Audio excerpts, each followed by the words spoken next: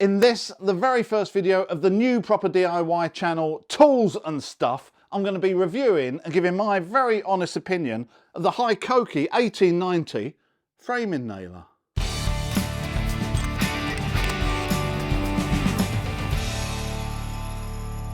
This is the Hikoki, what used to be Hitachi, and around lots of places around the world, Matibo NR 1890 DBCL 18 volt first fix framing nailer. Now, for those of you that don't know what first and second fix is, because it's never explained on videos, first fix is essentially putting up the structure of a building. So if you're going to be using a nailer like this, it's going to be 4x2s, 3x2s, 2x8s, the big chunky timber.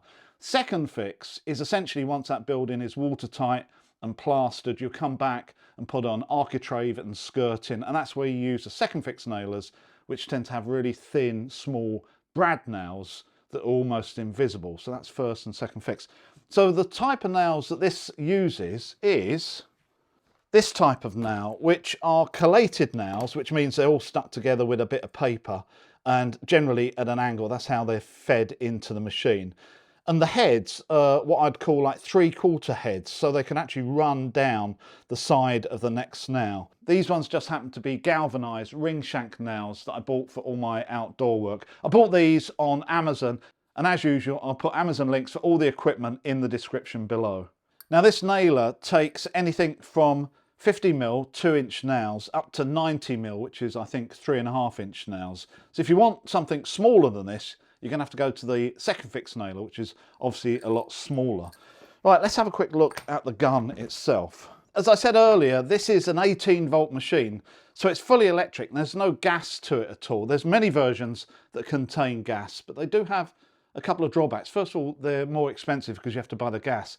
And secondly, in colder weather, you may find that it doesn't quite work as strong as in warmer weather. And I think Hikoki, that used to produce one of those, doesn't actually produce it anymore. You can still buy them, but definitely the electric is the way to go. So essentially you've got a cylinder in here with a piston that moves up and down that's charged with the motor after each shot. So it's sprung, ready to go. It's called an air sprung system. So as soon as you hit the trigger, the next nail is coming out the end. However, having said that, if it's not turned on and the end hasn't been depressed, nothing's going to come out, obviously, as a safety mechanism. I've already got a fully charged battery in here. Let me just show you how to turn it on. There's a little control panel down here which has a button for single fire and bump fire, which we'll have a look at in a minute, and also an on-off switch. So just press that for a couple of seconds and it's ready to go. But I haven't actually loaded it yet. I do need to put some nails in.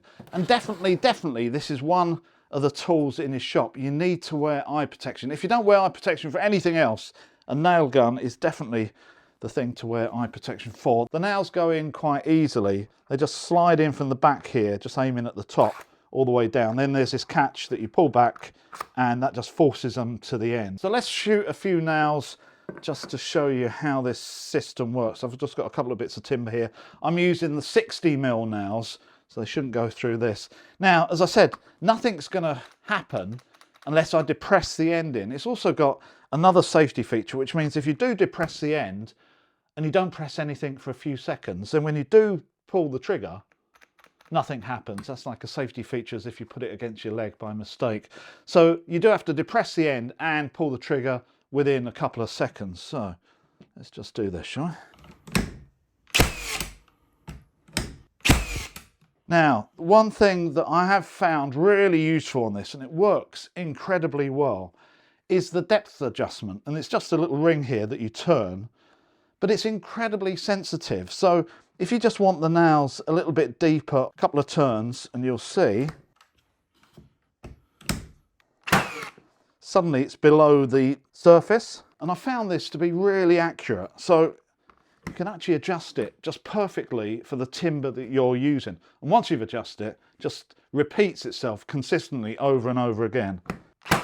Anyway, that's a few nails on the bench, but I've used this in anger a number of times this year and twice in the videos that I've produced. Have a look at what I've done with it. Firstly, you would have seen me use it when I constructed the frame for my green wall on the garage, which really helped me speed up putting the battens to the main frame. And as I just said, it was really consistent when it came to the depth of firing. This nail gun also really helped me when I was putting up my fence in the summer. It not only speeded things up, but it took a lot of effort out of attaching the boards to the rails. And this rafter hook at the back, which I didn't think I was going to use, I ended up using all the time. It's a really handy way of hanging it somewhere close to you, convenient, so you can just pick it up and use it again. And of course, just like all the other nailers, you can set it on bump fire. That's where it will fire every time the end is depressed if you've got your finger already on the trigger. There's just a button here that you press once, it starts flashing, and then you can bump fire if that's really what you want to do.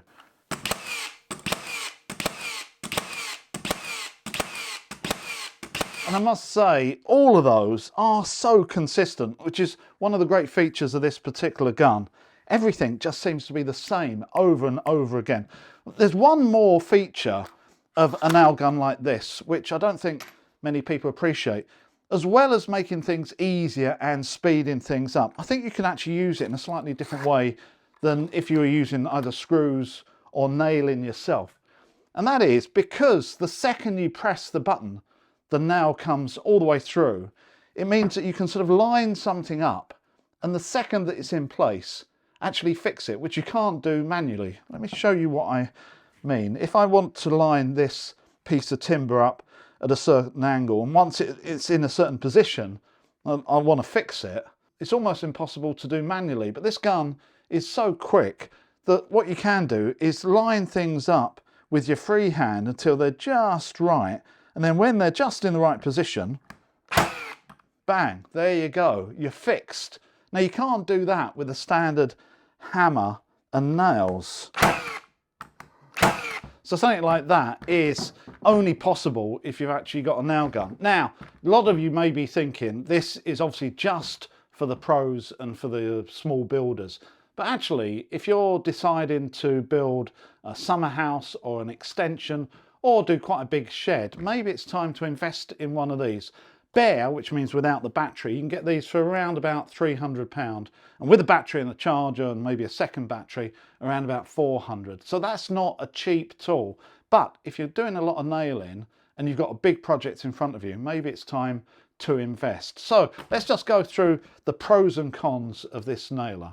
And the first contra is it's pretty heavy. With the battery, it's about 4.5 kilograms. So not something you really want to be holding all day unless you look like Popeye. Secondly, £300 bare or £400 with a couple of batteries and a charger. It is not a cheap tool and something you're only really going to buy if you've got a big job coming up or you're serious about framing.